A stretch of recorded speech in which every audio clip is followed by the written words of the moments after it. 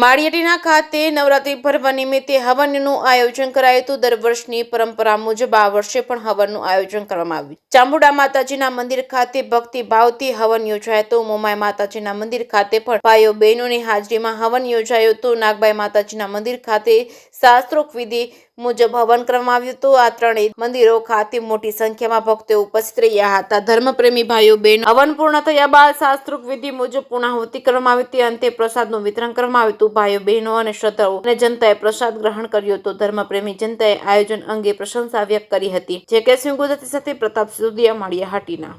અમારા કુળદેવી શ્રી ચામુંડા માતાજીનું મંદિર માળિયા અને અમારા વર્ષોથી પરંપરા હાલી આવે છે।